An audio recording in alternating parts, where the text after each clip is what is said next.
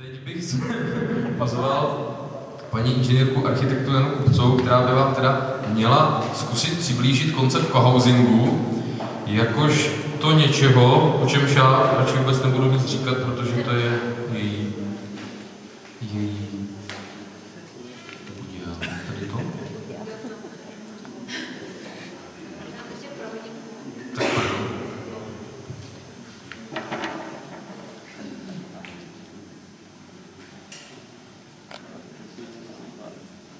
Jinak určitě bych ještě poprosil paní doktorku Kupcovou, jestli bude vlastně posléze součástí té panelové diskuze, tak samozřejmě se můžeme bavit dál, nebo mohou jít dotazy na ní, pokud máte pocit, že jste nedostali prostor na to se jí na něco zeptat. Tak, můžu vám předat slovo? Paní inženýrka architekta Jana Kupcová. Dobrý večer. Já se jmenuji Jana Kupcová, jsem teda povoláním architektka a zároveň jsem doktorantka a byla jsem oslovená, abych tady představila vlastně něco už docela konkrétního, a to je určitá forma komunitního bydlení, která by možná někdy v budoucnu mohla být třeba inspirací pro využití části prostoru tohoto areálu. V návaznosti teda na předcházející přednášku bych možná trošku posunula tu svoji prezentaci a začala od půlky a pak se vrátila k tomu, co jsem původně měla na začátku, protože myslím, že by to trošku logičtěji navázalo, tak já to jenom rychle projedu.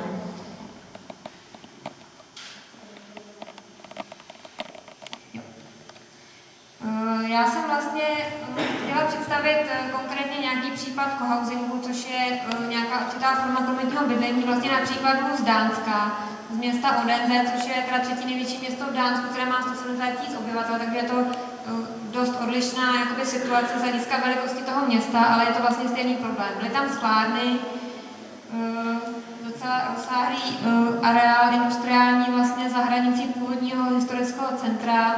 Je to vlastně v místě toho červeného puntíku, tady máte vlastně historické centrum města, tady potom vlastně tu oblast tovární. Ty sklárny fungovaly, jak vidíte, asi něco přes 100 let a v roce 1990 zkrachovaly, jako říkala vlastně moje předřečnice, stejně jako spousta jiných firm v Evropě, a město začalo řešit, co s tím. Ten areál je samozřejmě obrovský. Je to takovýto obrovský prostor města, kde bylo spousta továrních objektů různých kvality. Samozřejmě některý z nich měli tu kvalitu historickou, některý už ne. Jak to město s tím naložilo? Především tím naložilo tak, že ten prostor si ponechalo pro sebe a začalo to řešit jako komplexní věc a začalo se sami zabývat tím hledat nové funkce pro to místo, které by tam mohlo dát a jak by mohlo naplnit vlastně ten prostor. Takže první řešilo vlastně tu náplň. Co by tam mohlo být? Což je určitě důležité, prostě, aby vznikla ta diskuze. Co tam nakonec to město umístilo? Umístilo tam bydlení, a to ve dvou formách. Jednak normální obecní nájemní bydlení, jednak bydlení vlastně studentské, protože to město je zároveň univerzitní, takže tam mohlo vlastně vybudovat v části z toho vlastně studentské nájemní bydlení. Dál tam umístilo svoje instituce, to znamená, že nějaké veřejné úřady. Nemusí být mnoho, stačí třeba 1, 2, umístilo do té oblasti, aby vlastně nějakým způsobem přitáhlo ty lidi do té oblasti. Umístilo tam školy například, to jsou takové docela živé organismy. Myslím, že tam je škola nějaká taneční a nějaká grafická jako střední škola, dejme tomu. Vypadá to tam asi tímhle způsobem v současné době, to znamená, jsou to normální nízkopodlažní objekty. Tady vlastně v této části je zrovna to bydlení, to je vlastně rekonstrukce původních historických továren, tady na to navazuje například bydlení nájemní, což je novostavba. Takže oni šli opravdu tou cestou, že část zbourali a část toho zachovali a doplnili to tou zelení, která tady byla třeba trochu diskutovaná, myslím, při tom odpoledním bloku, a takovýmhle určitým jakoby smíšeným přístupem, velice komplexním celým tomu území docílili toho, že to území vlastně oživili.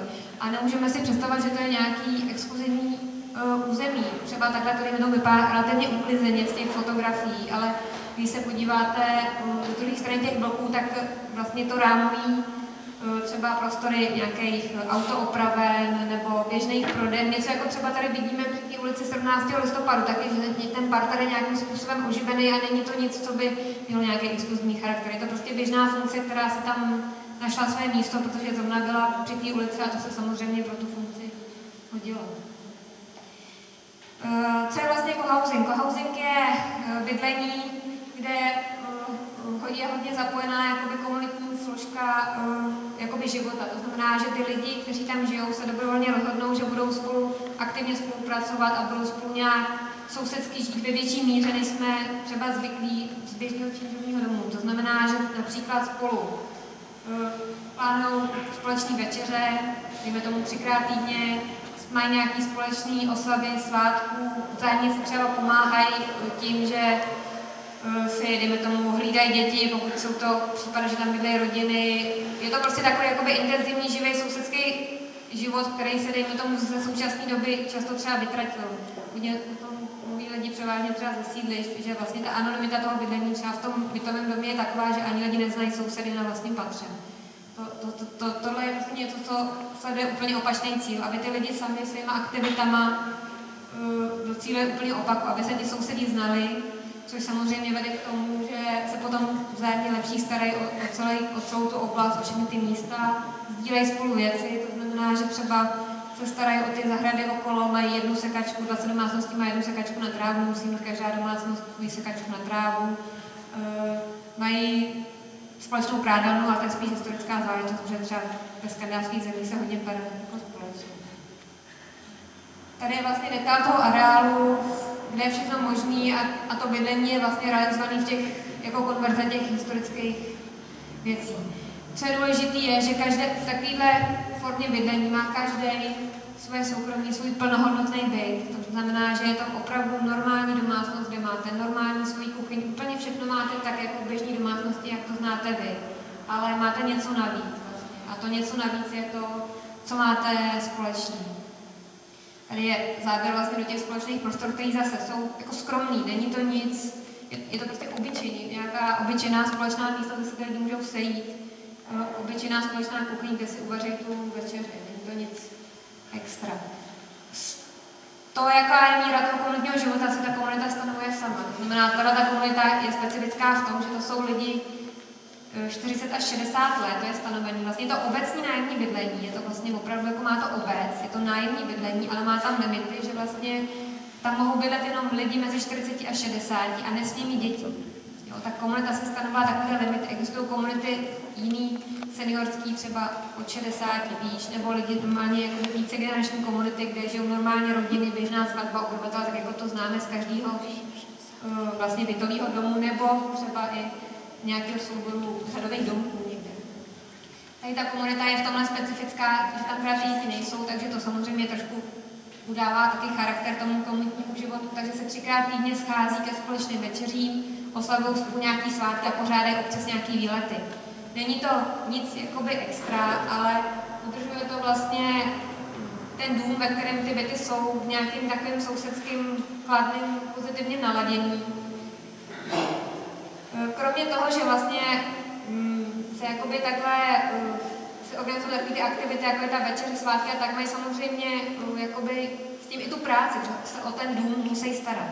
To znamená, že oni se musí domluvit, jak se o něj postarají, musí se sejít na nějaký té schůzi, říct si, kdo bude vytírat schody, že to funguje tak, že ty lidi se opravdu sami o ty své domy starají. Není ta forma, jakoby, že si najmete někoho, kdo se vám stará, takže si musí mezi sebe zase rozdělit tu práci, čím vlastně tu komunitu dál budujou, protože máte se o čem bavit, máte se bavit se sousedem o tom, jak vytřel schody, jak nevytřel schody, možná se vám zdá, že to je spíš jakoby místo, kde můžou vzniknout konflikty, ale taky to může být místo, kde se máte o čem bavit, protože problém třeba současného panelového domu, kam se nastěhujete, je v tom, že vy vlastně ty sousedy vlastně ani moc nepotřebujete, protože o čem byste se s nima vlastně měli povídat? Vy si všechno zajistíte sami, zajistíte si sami jídlo, umíte si sami vyprát, o děti se vám postará babička na druhé straně města.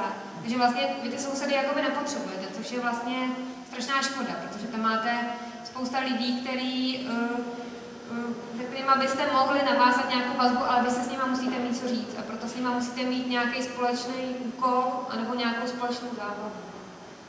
Tohle jsou lidé, kteří žijou konkrétně teda tady v této komunitě, tamhle tam jsou na nějakém výletě. A já teda se teďka vrátím na ten začátek, ještě bych projela jenom obecně o tom cohousingu jako takovým. To jsou záběry ze všech možných cohousingů, dal by se říct i po světě. Jsou to většinou soubory, jsou to lidi, kteří mají zájem o kvalitní bydlení sousedský, nejsou to žádné ideologické skupiny. Jo, prostě jediný ten záměr je dobře žít se svýma sousedama a vlastně s těma sousedama se taky postarat o to místo, kde žijou. To znamená, že si to sami spravujou, pořádají tam brigády, ať nám to může se zdát úplně vlastně absurdní, jakoby v prostoru poznamenaný tou komunistickou historií, tak pořádají brigády pravidelně, několikrát do roka třeba, aby si to tam opravili a tak dále.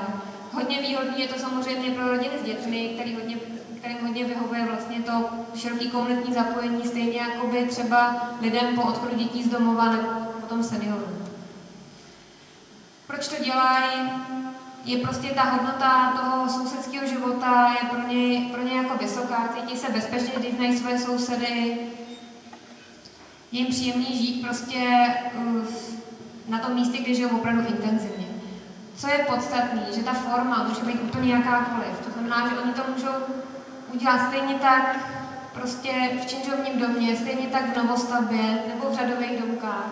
Tohle je třeba konverze takový malý továrny, někde na nějaký vlastně vesnici, kterýž to tý tovární hale, což je jejich potom společná vnitřní hala, oni potom přistavili vlastně ty bloky, kde mají ty bytové jednotky.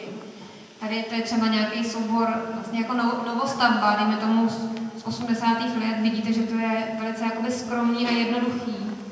Tady to je naopak konverze vlastně zemědělské usedlosti původní, která se pro ten účel hodí úplně výborně, protože má vlastně ten půdorys toho dvora, který je uprostřed, na který všichni koukají a oni vlastně z těch hospodářských budov po stranách, z těch stájí a všeho se udělali samostatný bytový jednotky, takový jako úplně malinkatý řadový domečky. Každá domácnost, jak jsem říkala, má plnohodnotný byt, takže to není nic, jako, co si člověk často představí pod formou komunita, že se lidé neježí, představí si třeba jakoby squatting, nebo vlastně prostor, kde nemáte to své soukromí. To tady vůbec není, tady máte vlastně plnohodnotný byt a k tomu máte společný prostory. A to, jaký máte ty společný prostory, to si ta komunita určí sama.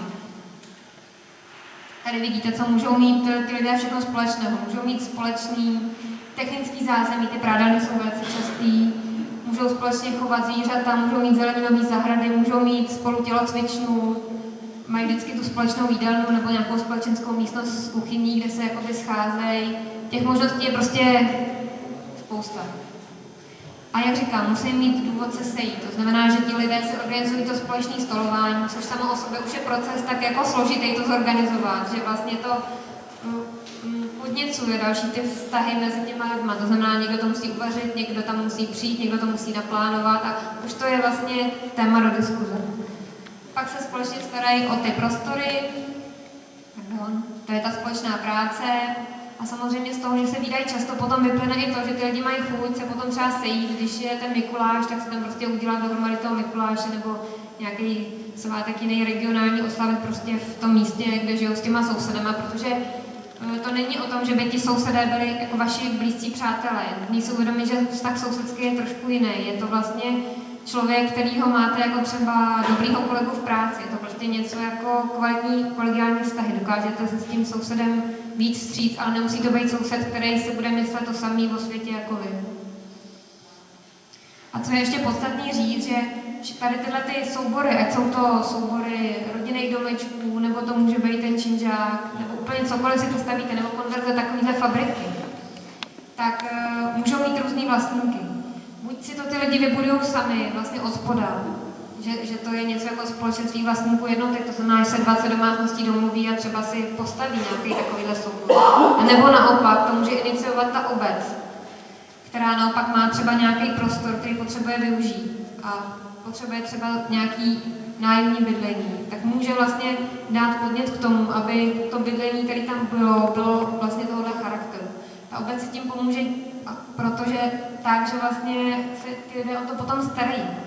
Že k tomu mají ten vztah, ušetří si spoustu třeba práce s tou jako péčí o ten den, o ten areál, ten pozemek a je to prostě nějaká iniciace, která vede k tomu, že potom ty lidé jakoby tam rádi a spokojeně žijí. Je to prostě bydlení pro ty, kteří takhle chtějí bydlet, to znamená, kteří jsou osobně schopní do toho investovat. Nemůžete nikoho nutit, aby takhle žil. Všichni lidé, kteří tam bydlejí, se proto musí rozhodnout dobrovolně. To znamená, nejde to aplikovat, tak se rozhodnete, že budete nutit lidi v nějakém paneláku, aby spolu vytvářeli komunitní život, když to chtít nebudou. Nikdy se vám to nepovede. Jo, proto je to jenom pro určitou skupinu, ale je to určitý trend, který třeba teďka je relativně aktuální a vůbec tady ty jakoby myšlenky toho komunitního žití se začínají promítat i třeba do oblasti řešení vlastně bydlení pro seniory hodně výrazně, protože samozřejmě pokud jste ta skupina, která vlastně je trošku závislá na těch ostatních, potřebujete nějakou pomoc, jako jsou rodiny s dětmi, malými převážně, nebo třeba ty seniori, tak samozřejmě takováhle pomoc jakoby sousedská je pro vás jakoby důležitá. Není to nic nového, v Dánsku už to trvá asi 40 let tradice tohoto bydlení, takže rozhodně to není nic, co by se teďka stalo. Máme vlastně z čeho čerpat a na úplný závěr jsem tam měla jenom takový vstup, co mi s tím vlastně, že někde to funguje a co my s tím tady. My si prostě musíme říct, jestli něco takového chceme a musí tady být někdo, kdo vlastně řekne, jestli je tady určitá skupina, která by to chtěla, nebo tady musí být obec jako iniciátor, která třeba iniciuje takový druh bydlení, třeba pro ty seniory, protože to je zrovna asi velká jako aktuální otázka a která se vlastně touhletou myšlenkou vůbec bude schopná zabývat, aby prostě se nám třeba trošku do toho bydlení vrátilo to, co se z něj možná ztratilo na menším městě míň, ve velkých městech hodně a to je prostě to, že jako bydlet, bavit se se svým sousedem a jakoby vzájemně si pomáhat je něco, co prostě patří k běžnému životu. A jenom bych chtěla říct návaznosti na předchozí diskuzi, že takováhle forma samozřejmě by mohla být zřízená klidně i tady v tom objektu, který určitě teda v rámci navazující diskuze, kterou doufám teďka tady nějak začneme, je o tom, že určitě je výhodnější, než se něco zbourá, si dobře jakoby rozmyslet, než to bourám, protože ve chvíli, kdy to zbouraný, už to nikdy nevrátíte. No, vy jste tady vlastně v nějakém zlomovém bodě a chtěla bych vám dodat odvahu v tom, že abyste se nevzdávali jako rychle, že ten proces může trvat dlouho, jo, a taky se všechno nemusí vyřešit hned. Spousta těch věcí, jako třeba ten příklad z toho Dánska, to jsou projekty, které se třeba řešily 10-15 let, než to dopadlo tak, jak je to na tom obrázku. To není nic, co se vyřeší za 2 roky. Takže než se pustíte do nějakých větších zásahů, tak určitě si vlastně dobře promyslet to, co se tím dělá. To je asi všechno a děkuji za pozornost.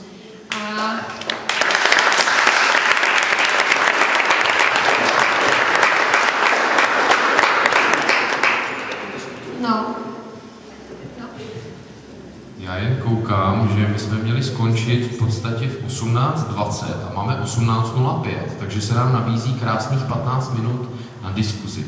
Takže teď je pro mě velká otázka, protože paní Prapicová, mohl bych vás taky poprosit, jestli byste si ještě sedla nahoru. Já vím, jakože já věřím tomu, ale aby jsme, řekněme, vytvořili teda nějaký diskuzní prostor. Pokud byste prostě se chtěli na cokoliv zeptat, myslím, že ty příspěvky pro mě osobně nabídly několik otázek, mě zajímavých, takže primárně bych byl zvědav na vaše dotazy, na vaše otázky, komentáře, poznámky, jinak já jich mám připravenou spoustu. Tak.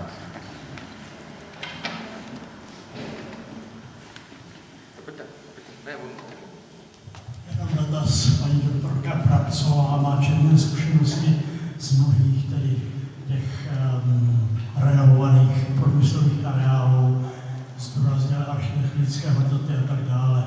Já se ptám, jestli by nám upřímně mohla říct, zda tento areál si zaslouží být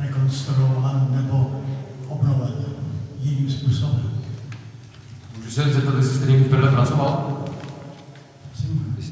Jestli jste někdy v Perle pracoval? Vy? V Perle, tady? Ne, nikdy.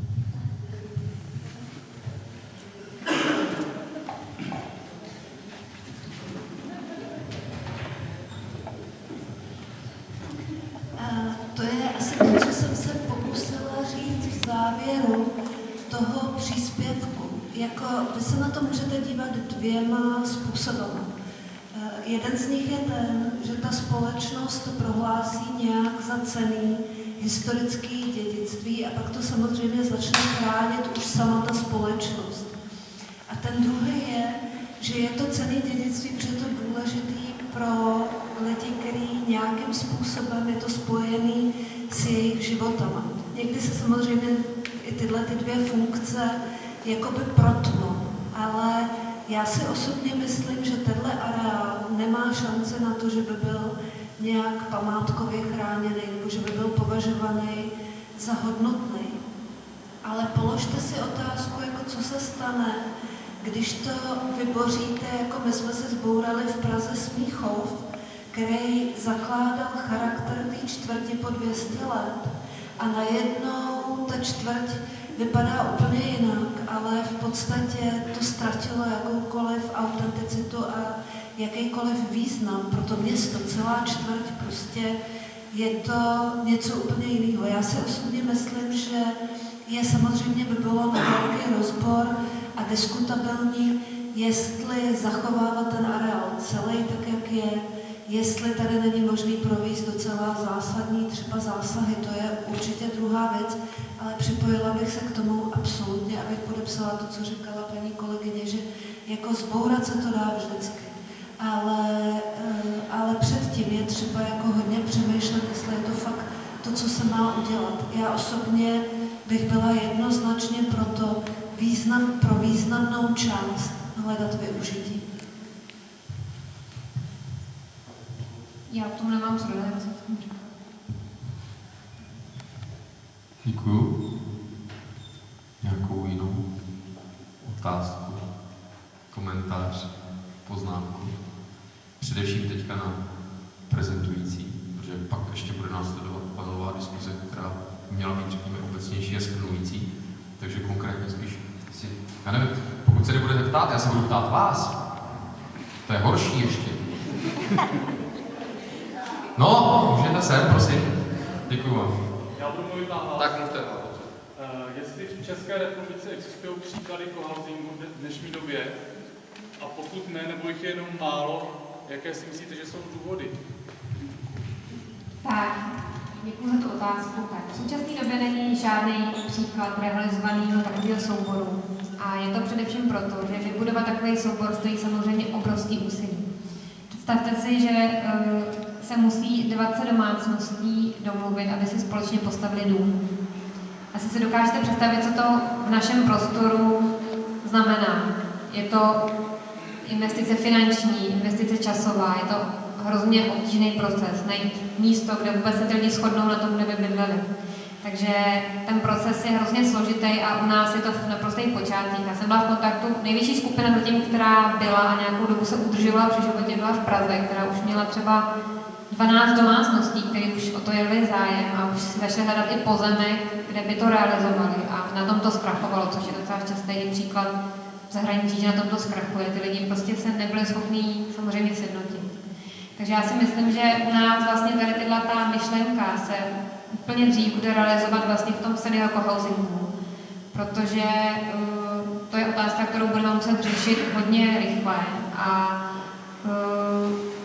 myslím si, že to bude muset vzít prostě do ruky někdo, kdo to bude řídit, což bude prostě nějaká osvícená obec, nebo jedna obec, kde se najde pár statečných radních, nebo jedno šikovné zastupitelstvo, který se toho nebude bát, protože zájemců třeba o tohle bydlení je relativně dost, ale prostě je pro ně strašně těžký to dát dohromady.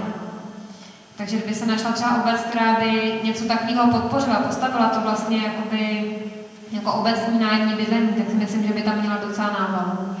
Ale na to se musíme ještě počkat. Doufám, že to bude brzy. Já mám vlastně podobnou zkušenost, protože mám kolegu, který vlastně se stal nejdřív učitelem na škole jako základní na malé obci, pak ředitelem té školy, dneska ji starostuje a taky vlastně ty inovace, které tam přichází do té obce, jakoby nepřišly nikde zvenku, ale prostě začaly dělat ty lidé a ty se nakonec ukázaly. A dneska my tam jezdíme jako do laboratoře určité participace do té obce a takových příkladů už je v České republice několik, že ten progres vlastně jakoby nepřichází úplně z vrchu, ale daleko častěji přichází ze spodu. Když nebudete mít otázku, tak já se vás zeptám, jestli si dokážete představit, že byste někdo takovou tu věc realizoval v Ústí, že byste byl aktivní člen takového kohousingu. Takže můžete přemýšlet nad otázkou. Něco podobného byly stavění družstevní byty své pomoci. Akorát, že tam teda nebyla společná jídelna, ale byly tam společní prostory, prádelna, sušárna, já nevím, někde i společenská místnost. Takovýhle starali se, třeba na Špindlerovce se starali o zeleň okolo domu, než jim to město zakázalo teda a tak podobně. To je něco podobného, ne? To bych chtěla říct, že spousta lidí vlastně často řekne, to už jsme tady měli. Přesně tady ta družstevní výstavba je to hezkým dokladem a já myslím, že je to hlavně příkladem v tom, na čem ty vztahy vznikly. Ty lidi měli něco společného, potřebovali společně postavit nějaký bydlení. Stavili to své pomocí, takže přitom se seznámili, protože když jste tam strávil 600 hodin na stavbě s tím svým budoucím sousedem, tak už jste věděl, jestli ten soused pije pivo, nebo jestli pije něco jiného. A jestli je vám sympatický, anebo si říkáte, že s ním na to pivo asi úplně nepůjdete, že s ním teda jenom odmakáte to zdění a potom půjdete s jiným sousedem. Je to prostě o tom, že ty lidi musí mít něco dohromady. A to je prostě problém současné bytové výstavby, že lidi se často nastěhují do domů, kde s těma sousedma nemají vůbec nic společného a vůbec na nic si nepotřebují a je těžký ten vztah vlastně navázat. Jo. Samozřejmě jsou lidi, kteří navážou vztah, protože jsou třeba přirozeně tak společenský, že obejdou sousedy, udělají si tam ty vazby nějakým způsobem, ale je spousta lidí, kteří vlastně tohle nedokáže a tím, že ty sousedi nemají vlastně co spolu řešit, tak ty vztahy i dlouhodobě nemůžou jako fungovat, protože jde o to, že vy musíte s tím sousedem něco řešit. Je třeba takový ty banality jako úklid toho sněhu kolem baráku nebo úklid těch chodeb. Na jednu stranu je to často taková ta nepříjemná složka toho sousedského hádání se, ale je to něco, co s tím sousedem máte společného. Když to nemáte, nemáte mu co říct.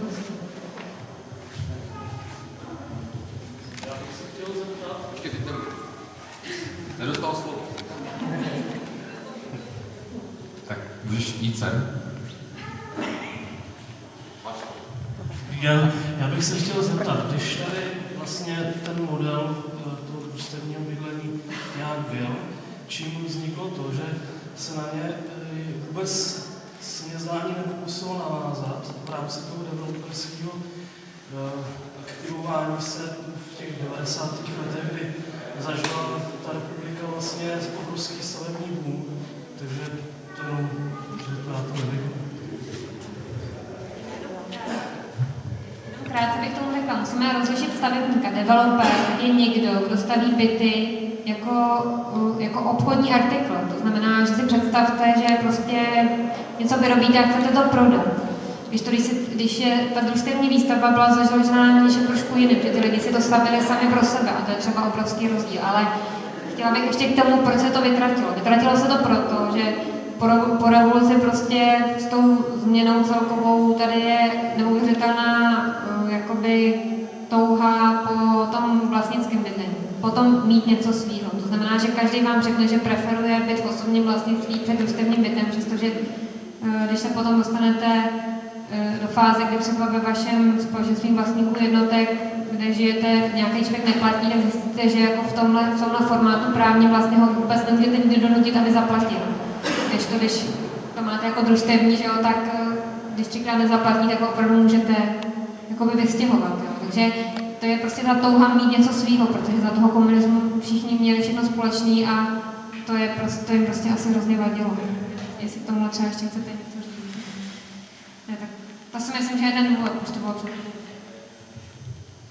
Já bych jenom zase řekl zkušenost, když dojdu tamhle, už se doběhám hlásícímu se, že vlastně jedna z rozměrů, kdo z vás byl na přednášce o mentálních mapách, Hečmandy bylo, že z celého vchodu uklízí třeba 5 lidí, 5 rodin, 5 bytů, což je třeba z bytů, když máte 3 na patře, to se patrové 21, to znamená čtvrtina.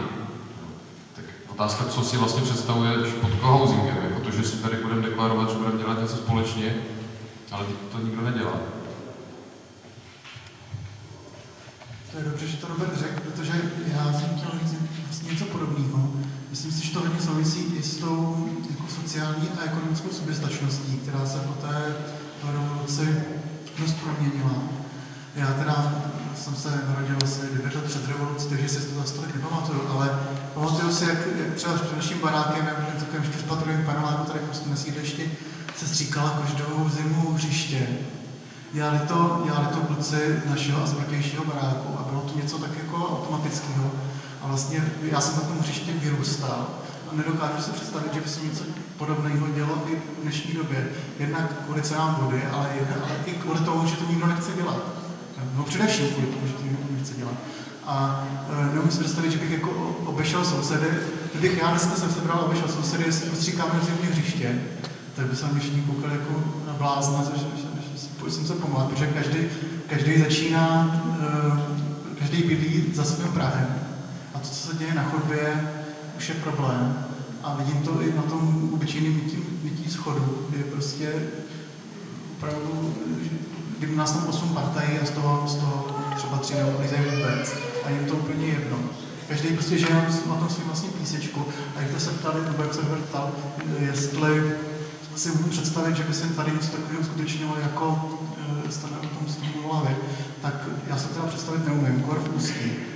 A myslím si, že to hodně souvisí i s mentalitou jako vůbec lidí i v republice.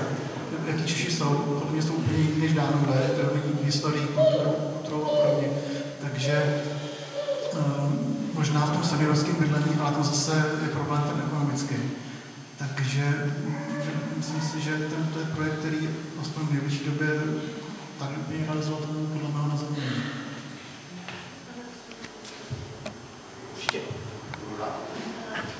Víte, já myslím, že ten problém, nemám řešení, ale jenom si myslím, že všichni zacházíme s tím, že některé věci, které jsou v tom západním světě demokratickém úplně běžně přiřazované právě k tomu komunitnímu, dostali prostě všechny nálepku toho socialismu a komunismu. A že takhle byly onálepkovaný úplně běžný jako lidský vazby, souvislosti a že se to všechno s tímhletím spláchlo, že tady nás čeká jakoby obrovská práce v tom, jak vyprostit ten společný prostor z té ideologizace, která nastala a zase se znova zabývat otázkou veřejného prostoru, obyčejných mezilidských vazeb, toho společného, komunity, společenství, protože tohle to bohužel jsme všecko vylili jako s vaničkou.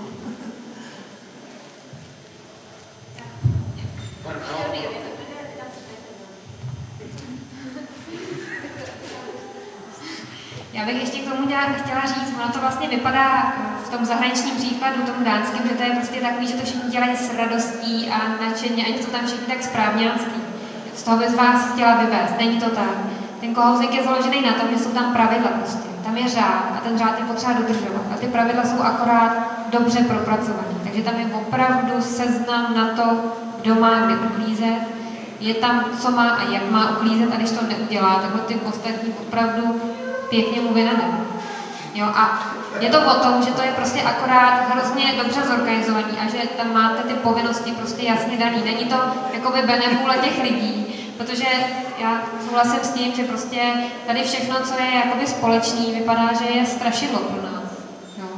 Ale třeba v tom Dánsku, který je teda v tomhle extrémní, v tom, že je 1% lidí, takže každý z těch člověk žije v nějakém bydlení, kde tady ty prvky jsou, jo.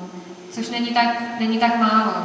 Ale je to i v jiných zemích. Samozřejmě Skandinávie je třeba v určitých věcech specifická, jo, ale třeba Německo má taky jako zajímavou tradici právě třeba v tom družstevním bydlení, Berlín prostě, Freiburg, prostě různý německý města taky. Je to o tom, že vlastně oni jsou v té demokracii dál, oni vědí, že to není jenom bezbřehý moře, kde si každý dělá, co chce, ale také je to, že jsou tam nějaké dané pravidla a ty je prostě potřeba dodržovat, aby to fungovalo. Jenom doplnila ještě jednu věc. Já jsem ve všech svých projektech, jsem třeba pro účastníky ty či oni zavedla jako vždycky nějakou komunitní večeři. To lidem tak nepředstavitelně schází, děláte to jednou a oni to chtějí už pořád, protože prostě je to nějaká naše jako bytostná potřeba. Já neříkám, že to je pro každýho. Souhlasím s tím, že to procento lidí možná dokonce není ani velký, ale to procento lidí, který se tímhletím způsobem potřebuje dostat jako bez toho svého vlastního uzavřeného bytu, myslím, existuje i u nás. Děkuju. Nějaký další komentář, rozvinutí? Tak měli jsme tady názor, že on si to představit nedokáže. Petr Brzokoupil se jmenuje. Je tady někdo, nějaký odvážlivec, který by nadnesl jiný argument? Můžete se, můžu vás poprosit zase? No, budete zase mluvit na. Já bych možná nebyl takový pesimista. Mám kolegů, který bydlejí na vesnici a tam si myslím, že spousta z toho co-houseingu, možná bychom řekli i co-livingu, dneska funguje pořád. To znamená, tam všichni chodí do hasiče, všichni chodí na fotbal, každý víkend je nějaká společná akce, na který se podílejí všichni, připravují to bez ohledu na nějakou svoji profesi. A není to o tom, že by dneska bydleli všichni, nebo pracovali všichni na vesnici ve stejné práci. Je to spíš o tom, že jezdí každý někam jinam, ale ten život na té vesnici, kde se všichni znají, tak si dokážou zorganizovat a dokážou se jakoby bavit. Takže teď je spíš otázka, jestli něco takového existuje a může existovat i ve městech. Myslím si, že Ústí zase není tak velký, aby to tady třeba nemohlo fungovat a myslím si, že v mnoha ohledech to funguje, takže nebuďme zase takový na sebe zlí, že je to špatný. Já bych byl rád, že to fungovalo. Nechtěl bych pesimista, ale naopak, já jsem rád optimista, ale jim to v reálném životě, kdy je problém obejít sousedy a poprosit tě, aby uklízeli chodbu a je to problém pro ně.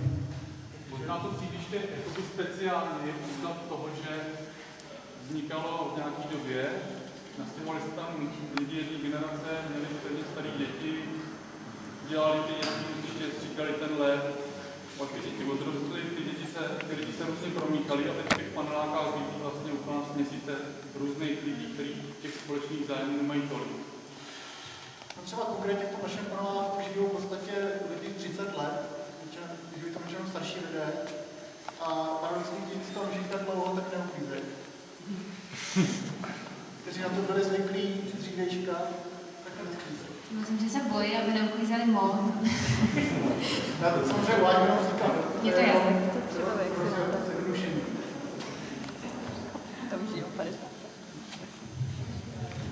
Já jsem jenom chtěla říct to, že my ale taky nemluvíme, že o věcech, které budou zítra a které jsou, jako myslím, že se neuvažuje tak úplně často o tom, že prostě dorůstá nějaká další generace, která už je víc jako profilovaná do té Evropy, má úplně jiný preference a že spousta těch věcí, o kterých se bavíme, bude taky pro tyhle lidi, kterým je třeba teďka 15 nebo dokonce jim není ještě ani 15 a že to v budoucnu prostě bude mít trošku jakoby jiný parametry.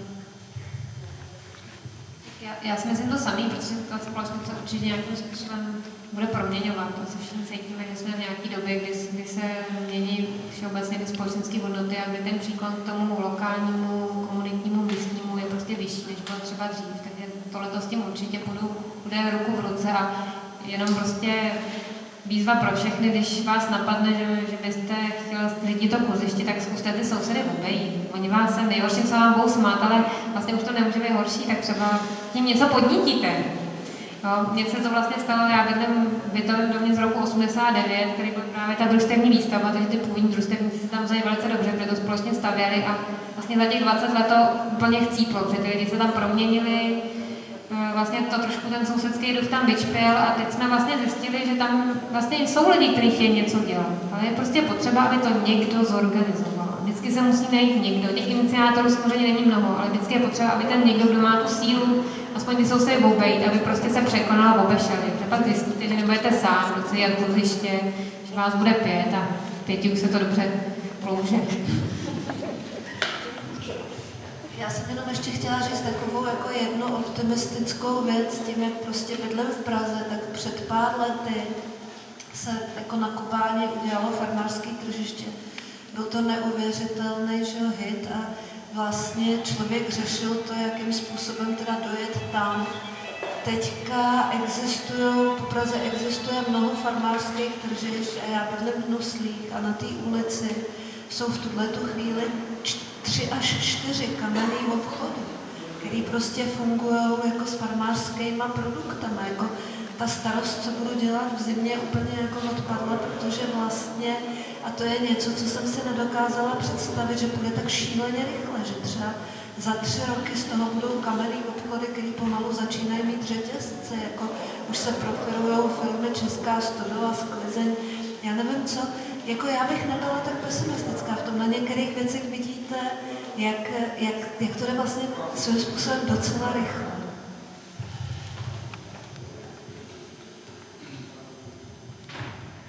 Já bych vlastně možná zase to trošku posunul do ústeckého kontextu a dal jeden příklad za všechny, kdy já mám konkrétně teďka zkušenost s přípravou této akce Perla žije, která vlastně může ukázat přesně to, co bylo řečeno, že prostě byl jenom jeden blázen, který ty lidi obešel a vlastně celou dobu mluvil o tom, a je to trochu blázen, to když ho poznáte, tak zjistíte, ale celou dobu mluvil o tom, jak byl neuvěřitelně nadšený, kolik lidí se na to chytlo, kolik lidí mu řeklo, jo, vlastně to chcem dělat, chcem s tím pomoct, chcem na tom participovat.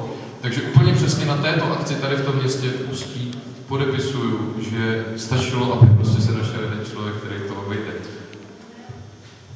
Já jsem jenom si myslím, že v takhle malém městě, aby se souběžně tady s těma věcmi, které třeba budou komunitní a budou super a budou se všem líbit, že by se ale taky mělo řešit to, že tady byla fabrika, která zaměstnávala 5000 lidí a teď tady ty místa nejsou.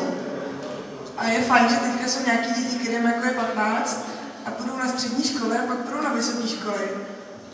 A co když se sem nevrátí, protože tady neseženou práci, tak pak tady bude super, že tady je prázdný areál, v kterém jako je komunitní centrum, ale nebude pro koho, protože tady nebude nikdo, kdo by jako vydělal to, aby tam mohl chodit a něco si tam kupovat. A pokud všechny ty lidi prostě zůstanou v Praze a Brně a v Ostravě, tak nám to bude k ničemu. Já myslím, že jako tohle by se mělo řešit paralelně s tím, protože jinak se taky může stát, že už vemře, nebo všichni budeme dojíždět do parku, co nepřebojí.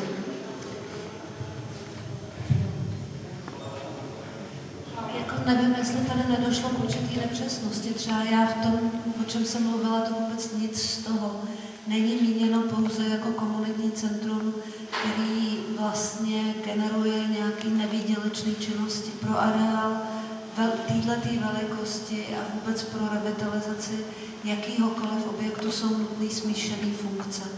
Ty horizontálně vedené projekty potřebují poskládat dohromady takové funkce, které z nějaké části jsou výdělečné, z nějaké části nevýdělečné, z nějaké části tomu městu saturují nějakou jinou funkci a úplně přesně si myslím, že s tou stárnoucí populací opravdu to město může mít problém s těma seniorama, muselo by to řešit tak jako tak se to vyřeší nějakým takovýmhle způsobem, ale proto jsem říkala, že si myslím, že něco na principu toho textilu nebo něco, co má výdělečnou funkci, je tady bezpodmínečně.